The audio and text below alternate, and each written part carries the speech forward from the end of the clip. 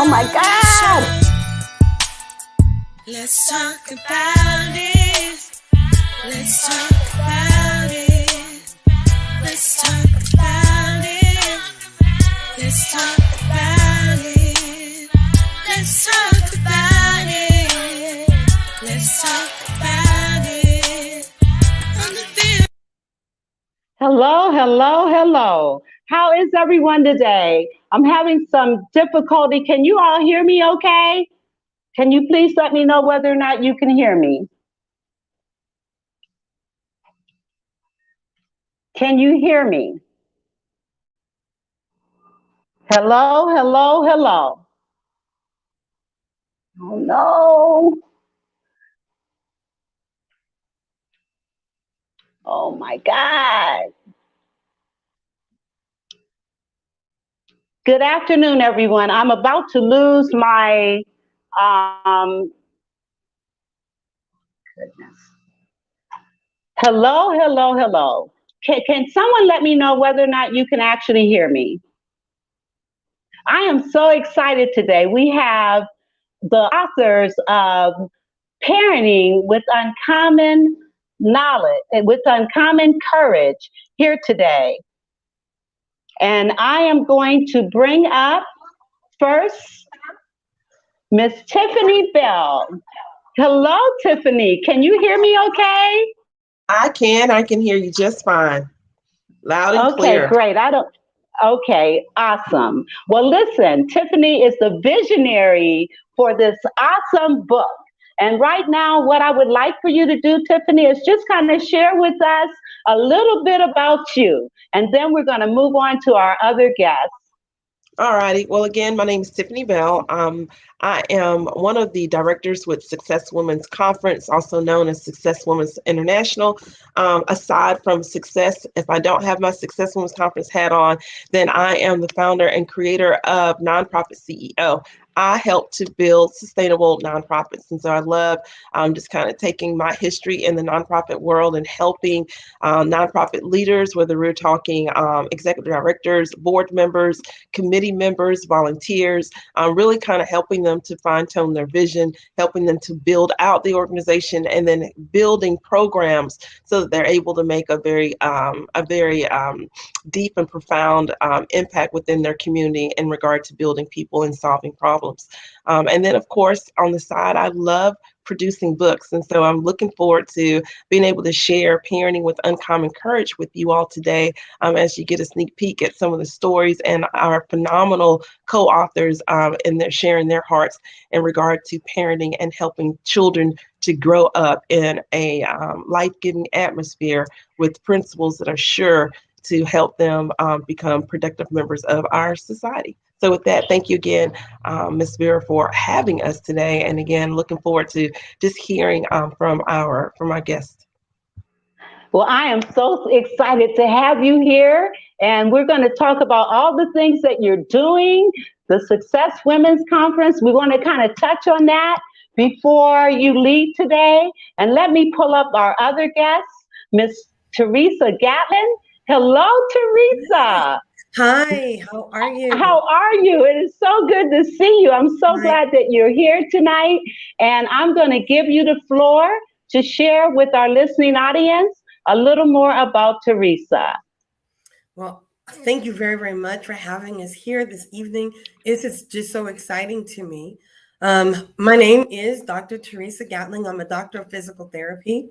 That's what I've been doing the last 34 years. I'm a clinician, but I'm also now an educator. I'm working, developing a new PT assistant program here in Texas.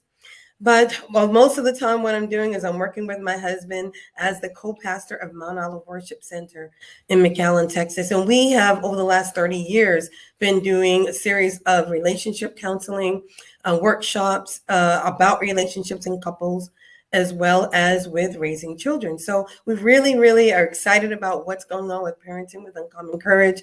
I was honored to have been chosen or asked even to give any type of information, and that is what we absolutely enjoy. So that's kind of what I do. Other than that, I am the co-president of a nonprofit organization called Village in the Valley, and we do a lot of community work as well as engaging people about all kinds of cultural, intercultural activities here in the Rio Grande Valley where I live. So thank you. That is so awesome. And I want to talk more about what you're doing. Parenting is such a major, major concern right now. And let me pull up the next guest and then I'll run my mouth. So hold on a minute. Let me pull up Mrs. Cara Terrell. Hello, Cara. How are you? Hi, what a great night we're having here. Thanks so much for having me. I'm so glad you're here. And what I'd like for you to do is take a few minutes and share with our audience about Kyra. Oh, thank you so much for the space to do this. So I am Cara Terrell, and my history, my career is in education. I'm a trained teacher in early childhood and also in early years caregiving. I spent a long time as a nanny. I spent even more time as an educational consultant for people who wanted to do extra learning in that space, and then also as a parent coach. And COVID really struck a chord and told me it was time to pivot. And so 18 months ago, I founded Core for Parenting, which is all parenting all the time, strategies and systems and methodologies and psychology and the linguistics of what it is to raise a healthy human being between birth and 5, when their primary language development and all their cognition is really starting to form in that building brain. Yes. And that is so, kids learn and absorb more at those formative years than any other time. And so for you to be focused on that at this time is so important for all of us, all of you that are here to make a difference in our children's lives and our parents' lives. It is just critical. We're at a critical point right now. And so I do want to talk about some things that are in the book.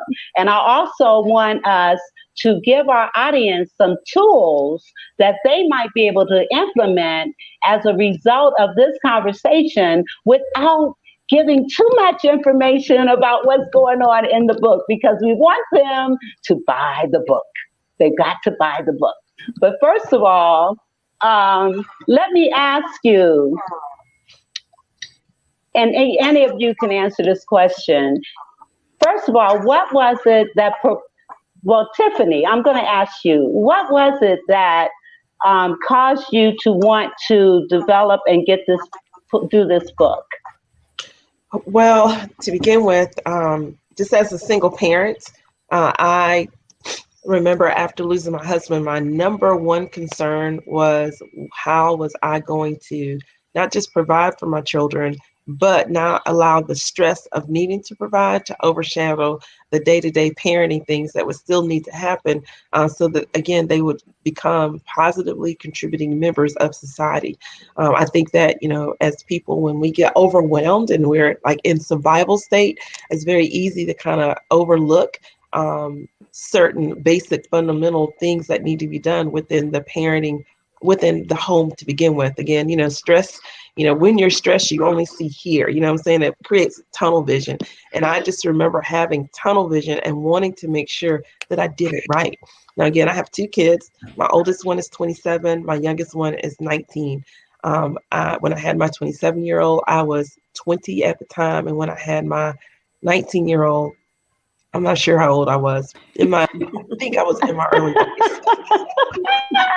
There's an 8-year difference between the two of them. You guys can kind of figure that out for me. But I just know that when I compare my children and I compare my parenting style, I definitely can see where I got some things really, really right the first time around with my oldest. But I can see where with my youngest, like I was able really to step it up. You know what I'm saying? Like the practice makes perfect. That also means that, becoming more aware of the things I just didn't do right, with my oldest son. And I want to see what I can do to kind of balance the playing field. Like, it's just equipping people so that, again, they can learn from the knots on my head, on all of our heads, or, even just being able to glean the wisdom. Because again, we can't do it by ourselves. What's that saying? It takes a village to raise a child. Like it's so true. Yeah. depended upon my village to help me with my children. And so, doing what we can to give back, even if it's just by way of knowledge, of wisdom, understanding, of having walked that path, that was my heart behind the book. That's awesome. And Kara, I want to ask you, what was it that drew you to this project? Oh, that one's easy. One, what Tiffany just said, the ability to say something and say it one time and reach so many people who want and need to hear it really appealed to me. Secondly, authorship is something that I've always dreamed of, but writing a book and publishing a book independently just felt a little overwhelming. And so to team up with all these other minds and all these other hearts was a really safe, empowering way for me to enter the world of authorship. And then knowing that on the other side, there are parents who are going to be touched and loved by our words, that sweetened the deal. Amen. Amen. I am in total agreement with that. Reaching as many people as we can and having all of us come together, because I'm proud to be a part of this book as well. And all of us coming together to share what it is that we've learned as parents, and also through our education, the tools that we've developed so that we can in fact help other parents become greater, because we don't want to say parents are bad, but we want to say become greater with the knowledge and the information that we're giving them. And so, Teresa, I'm asking you the same question. Same question. And you're going to get close to the same answer, because for me, that was also a compelling part for why I wanted to do this for many years. I've been tiddling around saying, oh, I need to write this book. I'm going to write this compilation of information that I've just had and gotten over the years, but I really didn't know how to do it. And so hearing about it, and I think when the message came up, it was, have you ever thought about being an author? And I was like, yes. And I kept saying yes to everything. And I said, this is the time, because I'd really been praying about it, and it just showed up in my life with a group of women I didn't know. And I'm so glad to have met them. And, we had such good times, and we were able to talk, hearing from them and just hearing the other stories, and realizing that we have something, or realizing, I should say, for the very first time, that what I have to say really is something that people need to hear. Because I think, often we wonder, well, is what I have to say that important? It's important to me, but do other people need to hear it? And I think this has been just affirming for me, reading these other authors as well, and just listening and being a part of this book has just been amazing and a great experience. Yes, it has been a great experience. And Tiffany, hats off to you for such a magnificent job in pulling this project together. Now, one of the questions that I want to ask all of you, what do you feel is one of the major challenges of parents today? Now, as we know, suicide is the second cause of death for 10-year-olds to 26-year-olds. And so we have some major things that we've got to confront. But out of curiosity, what would you say is one of the major challenges that our parents are facing today? And I'm going to give each of you an opportunity to share that response. And Tiffany, I'm going to start with you. Okay, so immediately for me, I think as a parent, I struggled. And I don't think that that's going to change. Here we are, however many years later, maintaining the influence that I had over my children, over the influence that culture has over my children, right? So I think just as a parent, my responsibility is to grab a hold of their hearts, right? And having their hearts, and I feel like I have the opportunity to point their heart in the direction that, I feel in my heart the Lord is leading me to lead them, right? And so, you're working here trying to make sure you instill, values, morals, and education, making sure that their basic needs are met, but then also, making sure that they have exposure, to community, exposure to culture, exposure to history, exposure to different walks of life and individuals, right? So they are constantly learning. Life is all about learning, but at the same time, there's that protective barrier you want to put around them so that they're not being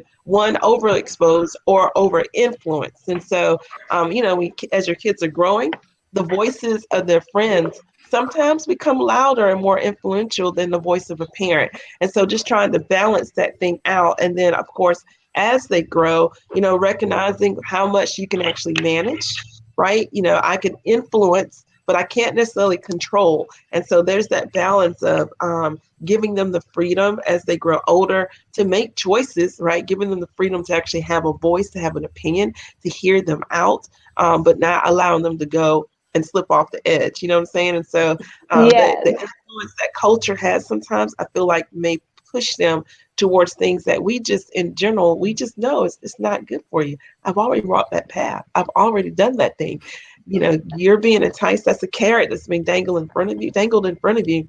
But I promise, when you actually get the carrot in your mouth, it's not going to taste the way that you're expecting. You're not going to be satisfied by that thing. So again, just being able to really influence them in a manner that is positive, that doesn't stifle them, still allows them to grow, but at the same time, where culture cannot grab them and drag them through, and let life just really shape them in a manner that is not life-giving. So that would be my one of the things that I feel like I see parents dealing with.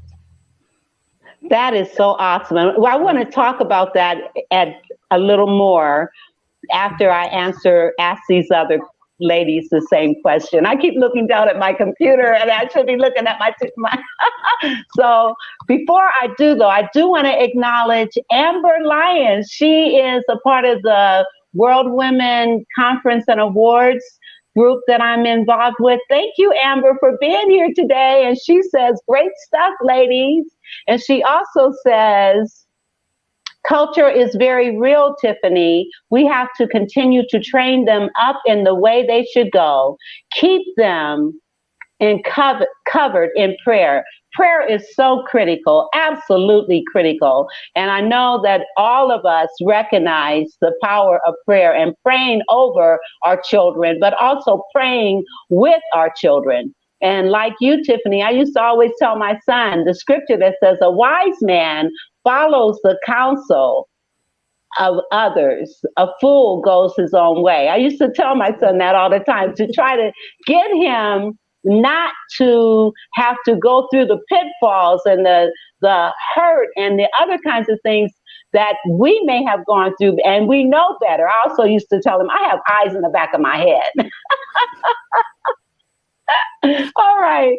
So, Cara, I'd like for you now to share, what do you see as one of the major challenges that parents are facing today?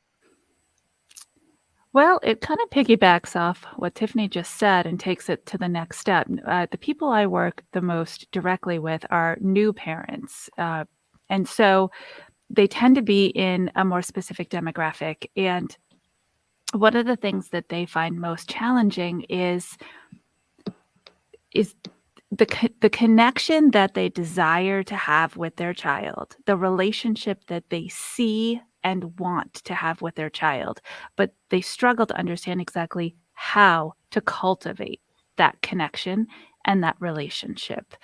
And so I just think that if we can arm our kids with a belief system that they can trust us and they can respect us and we can trust them and we can respect them and we can have an open dialogue and we can be honest with each other, whether that conversation is about not getting the second cookie after dinner or whether that conversation is about not taking the car after 9 p.m., it's the same conversation based on the same core 4 connectors that is the relationship that you're building with your child, and you become collaborative problem solvers.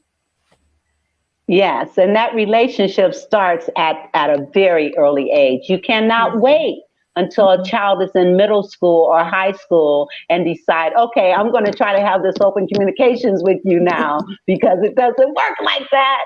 And Dr. Teresa, I'd like for you to share the same answer. Yes, we're gonna keep sounding a bit like a parrot. I'm gonna because I totally agree with what Tiffany said. That was the first little thing I'd written down was how social media and culture kind of affects children as a major thing. But I think what I will talk about more is the problem that I see parents having a difficulty being the parent. I think a lot of parents struggle with that being a friend, being a parent, not being too not pushing too hard. They don't want their child to not like them. They don't want to go too hard. They don't want to go too soft. And what is that happy medium? And like Kara said, I think a lot of that begins with developing that relationship. Very early on, developing some respect and trust between each other so that you can have open conversations and realize that you are the parent. You're still the parent, so it's okay to say no.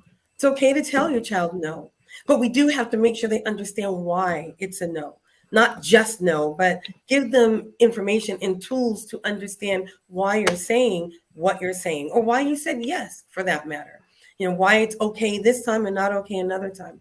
I think we need to be clearer so that when we are trying to make that separation between being a parent and being a friend, what does it really mean? Absolutely. And that is one of the things that parents are groping with. Trying to be a friend and trying to be a parent. And sometimes that is just not working. So we need to really talk about and share with parents because trying to be your child's friend when you know that there are things that you've got to instill within them, you can't just be their friend. You got to be the parent and not allow them to control you. And so oftentimes parents are doing that. They're doing that. And so I want us to kind of talk about and give some tools. And you guys jump in. You can interrupt me at any point in time to share what you have to say about this as well. One of the things now you talked about instilling morals and principles and all of that, but we've got so many young parents that don't have that themselves. So, what would you say to parents that they don't have? How can you can't teach what you don't know and you can't give what you don't have? So what kind of advice would you give to parents that they didn't grow up with morals, and so their kids? I remember substitute teaching here in Georgia at one time, and first graders, these kids were phenomenal. They were so intelligent, but they were walking around calling each other really bad names and things that I'm sure they've heard either in music or in their home that had really changed the trajectory of what we're seeing within school systems anymore. So speak on that. Can I jump in there? Yes. So here's how I see this. At Core 4, we talk a lot about parenting personal development, not just early childhood education, right? You don't have to be the parent that your parent was. You can choose and be empowered to decide that you want to parent differently, that you have a different goal in your heart, and that you are willing to take the actions and learn the skills that you need to make that happen. And that's where reading the books come in. That's where signing up for a program comes in. That's where looking at who you desire to put into the world. Fast forwarding. Maybe you have a 4-year-old in front of you. Picture them at 14. What are the qualities you're looking for in your 14-year-old? Well, those are the qualities that you now have to start modeling and you now have to start expecting from your 4-year-old. Absolutely. Absolutely. And anyone else want to comment on that? Well, I think I would say in regard to having parents that don't necessarily have the values, they may not have the traditional values. However, I will say that I think all families have a set of values. They just might necessarily match my preferred set of values, right? And I think that That's true. regardless of where you're at on that spectrum of values, that life is going to teach you, right? And as as you live long enough, you'll experience enough, and in that life experience, it is going to cause you to want to make, like you'll have to make certain adjustments.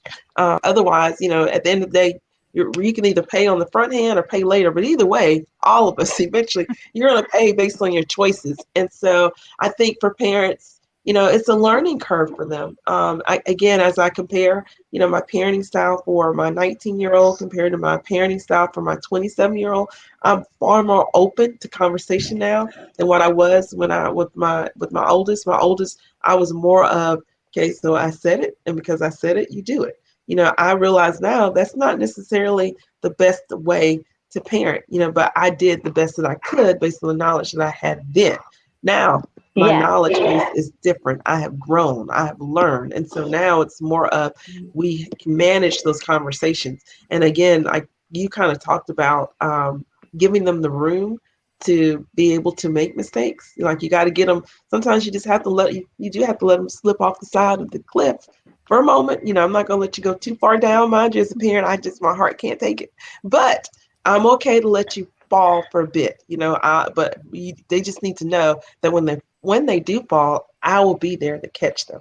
I will let you fall for the sake of learning the lesson, because sometimes life experience is just the best teacher. I really wish that, they could just get it from a book, you know what I'm saying? Or they would just take it from us verbally, but, sometimes they don't. And I remember myself as a teenager, I didn't. I thought I knew more than what I really knew. As a married Yes. woman, I thought I knew more than really what I did. You know what I'm saying? And so, life just has a way of teaching you. But I do think that as a parent, we are responsible to be there to catch them when they fall. It's okay to let them fall, but be there to let them fall. And so the whole values thing, I wish that we all had the same matching set of values across the board, but that's just not the case. You know what I'm saying? And so, but life will teach us eventually, and we just have to make the choice on where we're going to land. Right. Yeah. I would add to that in terms of tools. You talked about young parents who maybe don't know or didn't have those morals or particular bringing up. Tools that we could perhaps offer them and give them, in addition to what Cara has said, getting the books, getting the workshops. I think it's really important that parents understand that they've got to take care of themselves. There's got to be some level of self-care also for you to be able to give it back. We're on the airplane and they always talk about if the oxygen, comes out, you got to put it on you first before you can help somebody else. It's very important that we know who we are. We love ourselves. And we have that internalized and doing some self-care. Maybe it does mean that you take a couple of hours to just go to a spa or get in the bathtub and let Calgon take you away, or any of Yes. those things for just an hour or so and a break from your family, from the things that you have to do for your family, but to also remember to take care of yourself. And the other thing I would say is to really try to also hone into some level of spirituality, your faith, build your faith, really feed into, get into the groups of people who are like-minded and have these thoughts that you maybe want to have. Surround yourself with people who are what you want to be or have what you want to have, so you can learn from them and just kind of let it flow through you. I think it's necessary as a parent, because we're going to parent. That's not going to end. Once you're a parent, you're a parent. I don't care if you're 15, your child is, 40, well, maybe not, but 30. You are, that would be difficult. But that you still need to do those things and take care of yourself and to be able to take care of them. It's Yes. interesting. Yes. I think Go of, ahead. I was just thinking to myself, day before yesterday, or, within the past 24, 48 hours, just thinking to myself, there's a Bible verse that says something along the lines of bad company corrupts good character, something along those lines, Yes. right? And so, Teresa, as you talked about, immersing yourself inside, along with people that you either want to be like or are already like-minded along with you. I do remember doing that growing up, that I was very intentional about the parents that I chose to expose my children with, of the families that we would do fun times with, whether we're talking vacations or if we're just saying, having to spend an afternoon over in the evening, hanging out, playing with school. I was very careful, very intentional to make sure I chose parents that I thought had the same value system, so to speak, very similar traditions, because then I didn't have to worry so much about what my child might be exposed to. And again, being influenced by culture by way of a friend that I've already seemingly approved of. You know what I'm saying? And so I think that's what you make a very valid point there. And then also, I love what you're saying as far as just kind of taking care of, the self-care. I was thinking about this earlier today, and I may have heard someone mention it. You know how you do the airplane thing, and they're always like, take care of your mask first. As a parent, I know, and my children actually know it. My children know that they can tell when I'm tired, and they will just say, "Mom, you just need to go to bed, or you need to go to your room." And I know as a 47-year-old, when my children tell me to go to bed, that means I go to your room.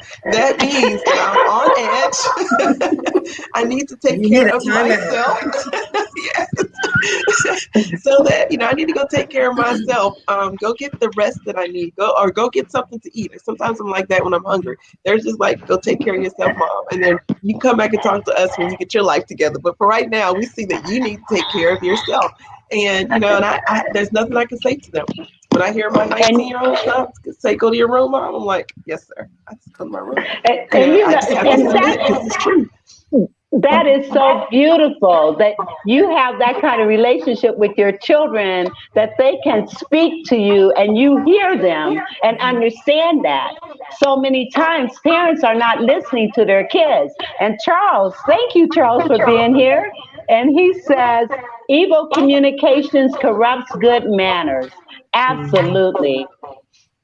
I think we would be remiss if we didn't mention COVID for a moment, because, for example, I have an 18 turning 19-year-old, and she chose not to go to college this year because she didn't want to go to, quote, COVID college. Totally get it, right? This is an external experience that's happening to us as a society. She had the option to opt out. Parents don't. They've been parenting pre-COVID. They have to parent during COVID, and they will have to parent after COVID. And it's a whole different ball game of stressors. The words that you're talking about, those cultural influences, they come off the TV, they come from friends' mouths. Everyone has a different opinion. I really, really feel for people who have small kids and they have been in houses for 18 months trying to manage all of this and still keep their sanity. Yes. Not to mention having to come and work from home. So, spouses no longer have the 8-hour break from each other. And I know that might seem insensitive, but, we do need our wait time. Like, that gives, as a woman or even as a male, being able to go to another environment and be around a different group of people, as far as work is concerned, that's still an outlet. Like we need our separation. Like we do need the quality time together, mind you, but sometimes just the fact that, families were stuck, very much like what you're saying. And I hate to even use the word stuck together, but we were forced to stay inside, right? And with that, there was an adjustment, you know what I'm saying? And so having to figure out, well, where's your space going to be at? Where are you going to work? Where's your workspace going to be at? Having to share internet, the internet's crashing because mom's trying to work, dad's trying to work. The student still has to do, online schooling. All of those end up being, stressors. We no longer have the things in place that will allow us to relieve the stress. And so, conversations, I'm sure, if we were to take a look at statistics of what, we can look ahead 5 years, but look back to this time period. I'd love to see what the stats were on marital relations, or even like, mental stability. We have a lot of people like mental health is a big thing now because again, culture has shifted our normal way of doing life due to COVID. So yes, you make very valid points in bringing that up, Cara. COVID has Yes. definitely been a stressor. Marital relationships, and if the Yes. marital relationship is stressing, the children are going to be stressed with that. Yes. Yes. They feel it. Exactly. And, studies have shown that with COVID, there has been an increase in domestic violence because of that close quarters that people are staying in because they had no other choice. And so being able to, communications is key. And so many times when you're under stress, we find ourselves attacking each other rather than addressing the behaviors. And so that's another area that I find an issue. Parents not, even where kids, instead of attacking the child or attacking your significant other, being able to deal with things from a behavior, looking at the behaviors and not, and looking at it from a factual and evidential base is another area that I find to be a challenge where parents are concerned. And to take it one step deeper, what's the trigger, right? So Yes. if we only have I say this to parents and kids all the time. We wake up every morning with a replenished bucket full of patience, resilience, perspective, ability to flex, emotional regulation, and they wear away throughout the day, as they should, because we're interacting with other people and we're using them up. However, with this huge shift that happened almost overnight for families, people can't dive into their reserves. They use them up so quickly, and then all bets are off. People are saying things they don't mean. They're responding ways they don't mean to.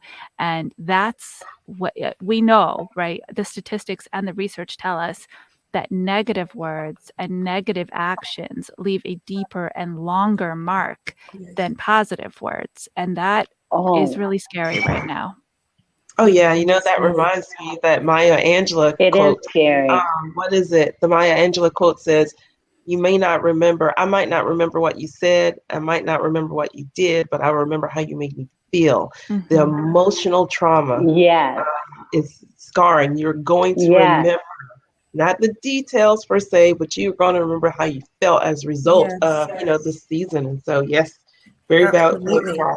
When I responding to what Ms. Vera said earlier about the behaviors, it reminded me of something that I used a lot as a parent. I have 4 children who are all grown adults. I have 4 boys ranging in age from 25 to 30. What 30? I don't know how old he is. 33. 33. I had to think about that for a minute. Wow, how's he getting to be so old? But my mother used to tell us all the time when we get upset and tension. Like I grew up in Boston, and we get a snowstorm and be stuck in the house with each other, and everybody's And so my mother would tell us all the time, you don't have to. You don't have to. No, not take it back. She would say, you cannot tell your brother or your sister that you don't love them. You always say, I hate you. I don't, all this stuff. My mother said, that's not what you do. You love your brother. You love your sister, but you don't like what they're doing. And she always brought it back to, it is the behavior that you're finding to be a Yes. problem. It is not the person. And so I kind of grew up having to step back because at the time, I'm a kid. I want you took my cookie. I wanted that cookie.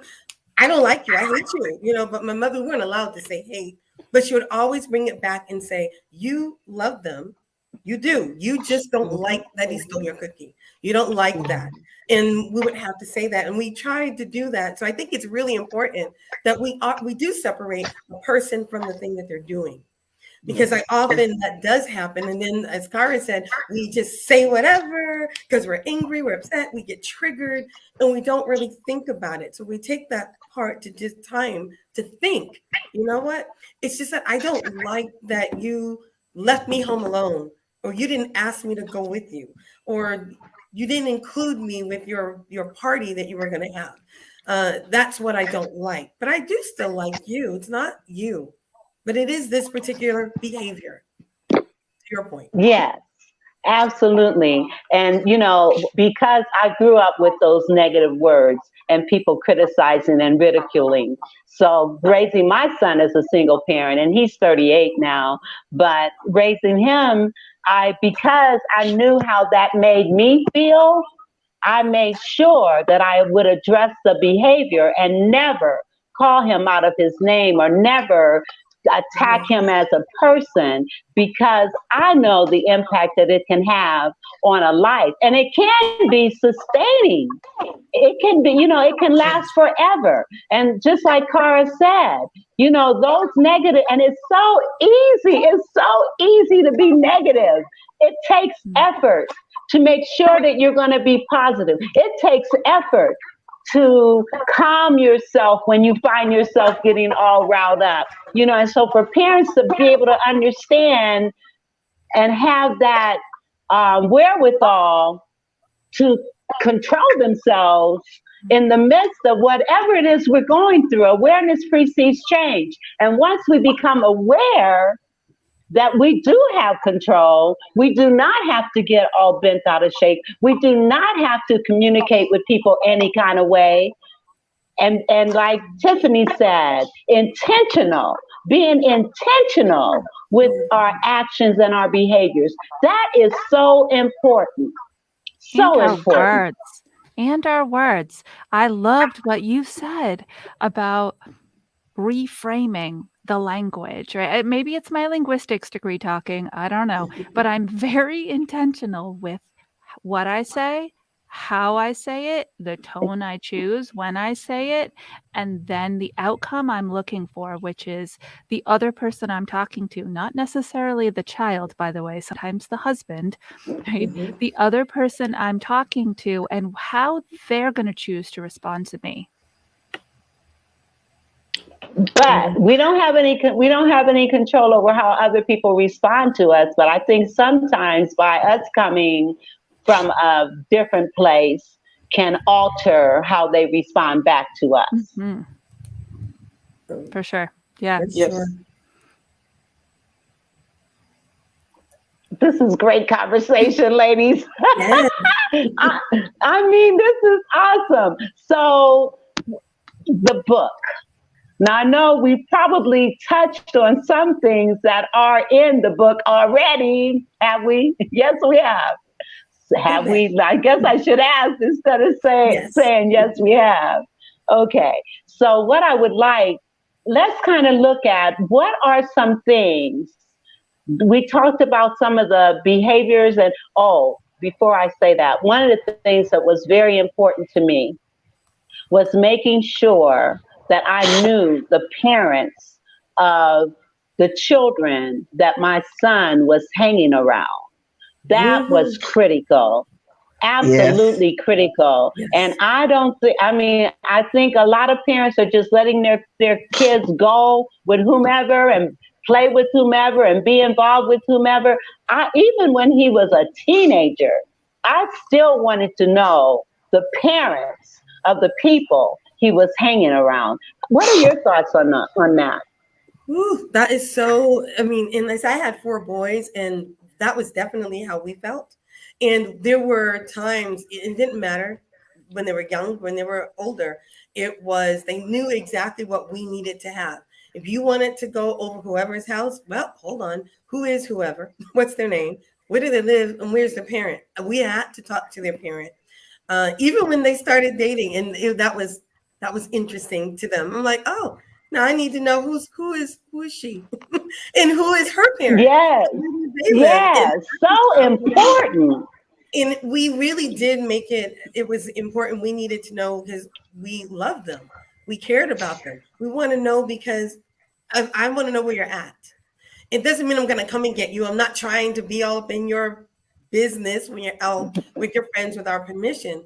But it is important to have just that knowledge of where they're going, who's around them. Like Tiffany said earlier, having a better understanding of who the parent is, then you know what they might be involved with, what they might see in that home. And if it doesn't correspond with your values and your morals, then that may be somewhere you don't want your child to be around.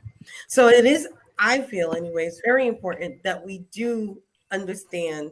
And to go with that, a lot of parents, what I hear some of my younger parents talking, they feel like they don't have a right to ask. And I'm like, what do you mean? They don't have a right to ask because, that's their privacy. And I'm like, no, I don't believe that that should be private because I think we are still parenting. And part of our job as parents is to make sure that they are safe, that they're not walking into brick walls that we can already see, so we can still guide them. And as they get older, it does become more guiding and influencing, hopefully because of the relationship we have already built, that you are Yes. willing to listen to me, whether you do what I say or don't, but you will listen to me. So I think it is important, but I know that that's a big area. Like you said, some people just don't want to ask that question. I did. But there are kids, and we need to know. I know that I needed to know. I wanted to meet them. Either they could come to where we were, or we were going to their house. A lot of times I would go with my son to meet meet the families and the parents. I used to tell my son all the time, Miles, association breeds assimilation. You become what you are around. Be careful who you hang with.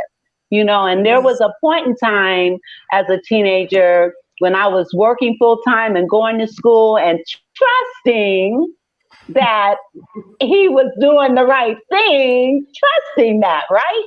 And Right. so I would, drop out of the house on my way to school, and he'd be sitting all calm and cool, like everything was all right. And I would come home from school and dinner may be ready and all this stuff. And I'm thinking, oh my God, this is so awesome. Until one of Uh-oh. my neighbors said to me, Miss Vera, I need you to know that when you leave your house is the party house. And I'm like, what? And so Yeah. I snuck up on him right after I found out. And I mean, my house was bursting into the seams with kids. And I'm Oh, like, oh wow. no, this is not going to work. So from that point on, when I got off from work, I picked him up and he went to school with me because that dog was not going to hunt, as Dr. Phil would Uh, say. I totally get that. That's Yes. one of the things I learned from my friend Kern. She told me she did the same thing with her girls, not necessarily because they were misbehaving, but she always had her girls, even into their teenage years, they did almost everything. They ran their family, they ran their business as a family. And so her girls are now, they both graduated year before last. One's an orthodontist and one is a pediatrician. But they learned business. They were because they did everything together. They didn't really have a whole lot of time to say get in trouble, mind you. But then they were also very intentional to make sure that they had them involved in extracurricular activities, mind you, that were structured and taught them discipline. And so, as a result of just kind of listening to Karen talk a little bit about the things that she did with her girls, I implemented that with my 19-year-old. So, he'll tell you even now, he's like, yes, there are some days, Mom, when I went to work with you, I did not want to go. But, he also remembers a lot of positive memories from he Yes. got his first start. He's a runner. Hopefully, he will get a scholarship to he's a senior in school. He has several schools that are looking at him because he is nationally ranked as far as running. But how did he get started with that? He got started with that volunteering with me at the nonprofit that I work with when we first hosted our first Walk for Life and 5K. I had no idea that he was that like I knew he was fast, but I didn't know that he was a natural runner. Like someone made the comment, they were like, hey, he has good technique. Like look at his stride. He's a natural runner. You need to invest in that. So, again, if he had not been with me in doing these different things, he's learned community service. He's a volunteer. All these things he learned because he was with me. And at the same time, Yes. it has helped to keep him out of certain atmospheres. Not saying that, when he launches out that he won't make the choice to get involved in certain things, but I do know that I've been very intentional to plant certain things within his heart, within his mind, a certain way of doing things. So again, my hopes is that whenever he leaves the house, he will reproduce some of these same ways of doing things. He may tweak it again so it fits, his lifestyle, so to speak. But the core value system that's in place, prayerfully, that goes forward with him. And then there are other times also when he will come and he'll make comments about the things that he sees other students doing. And he's like, you know what? I could tell their parents aren't involved with them at home. He's like, because if they were, then they would not go these places and they wouldn't do these certain things. They wouldn't have these habits. He recognizes it is based on the parenting that's happening at the house, or the lack of parenting, lack of authority, the lack of discipline. They've not had anybody, like I said earlier, that's working on making sure that they maintain the heart of the child so they can point it in the direction that it should go. And so, yes, so much. Absolutely. Absolutely. So important. So important. And being able to, and parents, I hope parents are listening to this and listening to the things that we are saying.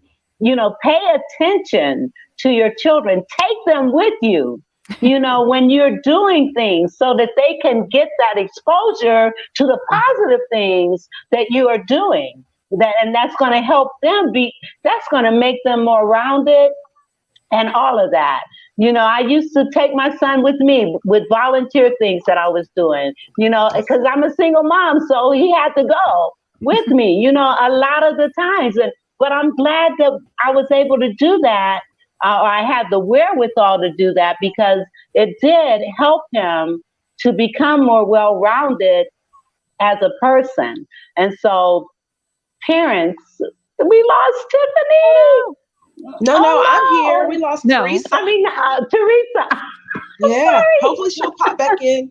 Yes. Miss Vera, I'd like to speak to that quickly if I could. Yes.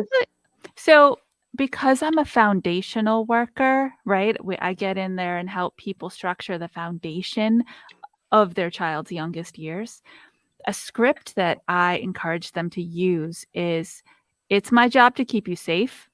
Safety things are my choice, and safety trumps everything. And so it's really funny because they hold on to those scripts, the kids, like for dear life. Mom says no, mom says yes, dad says no, dad says yes, whatever it might be. And they'll ask, is it a safety issue? And you grow and they get bigger, they get older. And I'll never forget the first time my daughter, who was almost 16 but didn't have her license yet, wanted to get in a car with another kid who had just turned 16 and was legal to drive friends. And I said, well, then she better come over for dinner. And she said, what? And I said, you are getting in a vehicle with a kid I've never met. We are going to feed her, and we're going to have some conversation, and we're going to get to know her first. And she's like, ugh, is that thing where you keep me safe? I was like, you got it, girl. Safety trumps everything. What you choose to do once you get in that car, that's on you. Right? Yeah. Those are your choices, and those are your natural consequences. And God help me, I pray that you make the right ones that fit your spirit and your soul and the things that you want to do with your life. Because you make bad choices now, those consequences can really hurt you as you move forward. But no, you're not sitting in there until I feed her some spaghetti and have a conversation with her. I know that's right. I know that. See, parents, do you get this? Are you listening? Are you listening?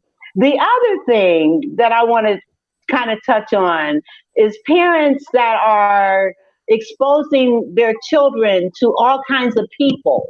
You know what I'm saying? Women in particular, single moms who may have different relationships and having those people exposed to their kids. I'd like for you guys to touch on that, because I think that's also a very critical point. Well, I think I would say from the single parent perspective, dating, I've always been very careful in exposing my children. Like now, because my kids are older, they probably see far more of that side of me than what they saw when they were younger. But if at the point of a gentleman making it through the door, he has really won some major points with Tiffany to be. It's an honor for him to be able to meet my children. that's just how I see it. I'm not necessarily saying that that's the right way. That's the way that I've always done it. Like, I just need to make sure that I have surveyed, that we have spent an adequate amount of time together, that I feel like, that he is going to be a positive role model for my children before he actually makes it in the doorway to even meet them. And then, of course, at the point of them meeting them, I honestly, again, the ages that they're 19 and 27. At this point, then we would have a dialogue on what their opinion is of that gentleman, right? And so, and again, I'm not saying this is right, but if my kids don't have a good feeling, I have learned to pay my I've learned to pay their feelings attention. Like, both of my kids, a pretty decent, strong sense of discernment. And they might see things that I don't see the same way I see things that they don't see, right? And especially when it comes to guys. And so I really depend upon them to kind of give me their opinion. I keep my ear out. I keep my heart open so that I can, so that we are, again, the guy's not just marrying Tiffany, he's marrying my boys too. Yes. So with that, Yes. it's really important to me that they have an opportunity to share, and then I need to be open and I need to listen. Now, if I had girls at home, I have no advice to add to a parent, to anybody out there that's parenting young girls. I think it's probably even more important where Absolutely. girls are concerned as far as the exposure that they may have to guys. But again, I have no problem at all. If we need to do a background check, we'll do a background check. I'm just that type of person. That's how I am. But I want to say, Yes. Dr. Teresa Gatlin is the background. She says that she's here, but I don't see her. Okay. Wait, I see her now. Hello, we're so glad you're back. Okay, I was listening, but I'm like, I don't see me either. No, glad you. Go ahead. Sorry. I have a unique perspective on this because, I'm blessed that my husband and I found each other young. We were early 20s and have been together ever since. But we are kind of that house who takes in anyone who needs taking in. And we have been all of my girls' lives. And we don't take anybody in who needs short-term or long-term shelter and love unless we have a family conversation and they believe that person will be a good addition to our family for any length of time. And they are willing to take on another personality, like another set of emotions in the house. We had a older gentleman who was a paraplegic in a wheelchair for a while, and that was such a beautiful learning experience for them. And when it was clear that he was going to pass on, we made the decision as a family not to have him in our home anymore because we didn't want to be the ones to see that and to have our girls live that when they were young. We've done some fostering, but all with them being part of the process. And I think that's what grows the soul. And for us, it's been really nice. That is awesome. Can you guys hear me? Yes. All right. Can you hear me? Yes. Okay, because I lost connection there for a minute. That is, yes, I am. I'm losing. Can you hear me now? We can still hear you. We can't see you. Okay, well, all right. So we've only got a few. Thank God that I was on long enough, Thank God we've only got a few more seconds. So it doesn't matter that you can't see me. But thank you, Lord, for letting me at least be seen for almost an hour. There you go. Okay. So, and the other thing, there have been so many parents that I have met so many kids whose parents, mothers, chose a man over their children. That is problematic. If your children, in my opinion, just like with you, Tiffany, our kids come first. Our kids come first. And if they discern that something's not correct, then we need to pay attention. We ran out of time. So, right quick, I'm going to ask each of you to just give some last parting thoughts. And also, I want to remind my audience that I do have a workshop coming up, Instilling Greatness in Myself and My Children. And you can go to my Instagram and get the link because I didn't put it up because this was more important or just as important. So anyway, I'd like for each of you to give some parting thoughts, and I'm going to start. Tiffany, you're going to be last since you were the visionary. So we're going to start with Kara. All right, all you parents out there, I just want to leave you with this. Parenting didn't come with a toolkit. There's no manual. You get when you go get a job, a real that you prepared for, they onboard you, they give you training, they give you rules and regulations and how to crisis manage when necessary. Just because you grew up with a parent doesn't mean that you're expected to know how to do all this. And please don't feel bad or guilty if it's hard. Just ask for help. Amen. Amen. Awesome. Oh, Tiffany. Oh, wait a minute. She's down at the bottom. I'm pulling up. I'm going to pull up Teresa first. Okay.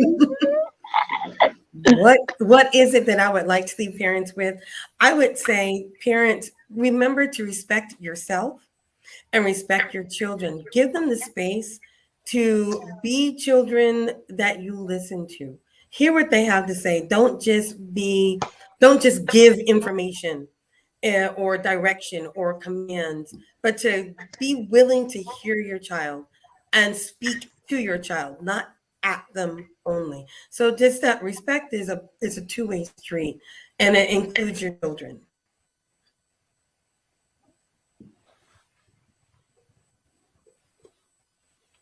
So I would say to any parent is that it's like, don't expect perfection. That there'll be some days when you are going to knock the ball out of the park. You're going to hit home run after home run after home run. But then there are other days when you're just going to fall short. That all of that is a part of the life cycle of life. Again, there are days when we really do really great, right? But there are other days when you're just not going to get it right. All of that is the part of the learning of parenting. And so, be sure, give yourself plenty of grace. The motive behind your heart really is that you want to raise good children. You do what you can, and then you just allow God to do the rest, right? And so forgive yourself for any mishaps on the days when you don't get it right. Just do like I said earlier, just go on down the hallway to your bedroom. Realize tomorrow morning you're going to wake up, brand new mercies, press start. You get to start all over again, right? All of that is a choice. You get to choose even your own attitude on how you're going to respond to yourself when you don't necessarily, hit the ball out of the park like you want. But it's okay to forgive yourself. One last thing I want to say just about the book itself. You can feel free to reach out to these ladies here. There's a total of 14 contributors in the book. There's also a directory. And in that directory, there's some tools and tips that you can have that you can use in order to parent and to parent well. And of course, the stories that each of these ladies have shared. Again, you're going to learn something from everyone, from every person that has contributed here. Again, you have the opportunity to learn from the knots on our heads and hopefully have a fewer of your personal own falls in the way. So God bless you. I pray just many blessings, that you'd have wisdom, that you'd have the discernment, that you'd have the favor that you need and want for your children. Thank you again, Ms. Vera, for allowing me to be able to share tonight.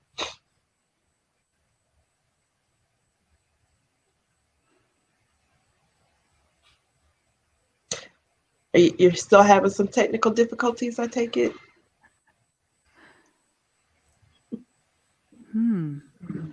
Yep, sounds like it.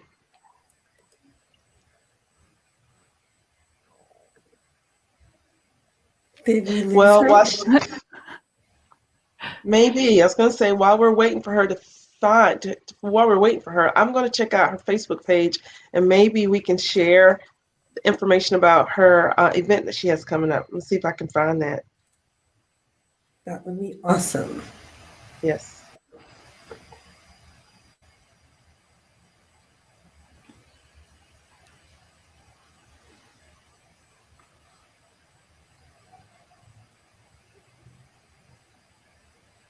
I do not see it. She said it was on her Instagram. Okay, all right. Let's try IG. I am so not an IG girl. I'm old fashioned Facebook only. Not only, mind you, So but am yeah, I'm so not good at yeah, IG. I Okay, don't so know Insta that well either. Trying, but I'm not there yet. all right, so Miss Vera, let's look. Let me follow Miss Vera. DJ Grady Baby Radio. Is that what we're on right now?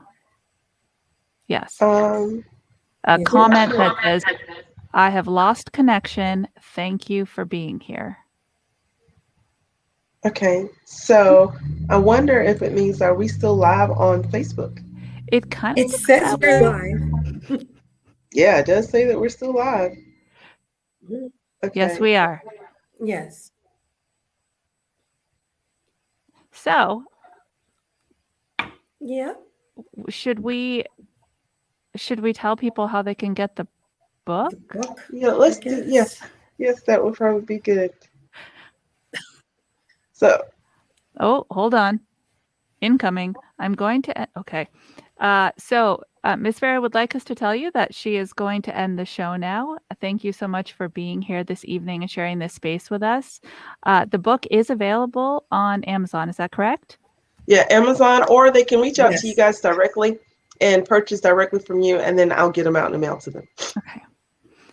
Well, thank you so much, everybody. It's been a technical nightmare, but an honor of a conversation. Yes, it Yeah, has. yes. Now, I must admit, I do these things on a regular basis, and I have thoroughly enjoyed tonight. I'm not saying I've not enjoyed the others, but the content that that you ladies shared, I just think it was phenomenal.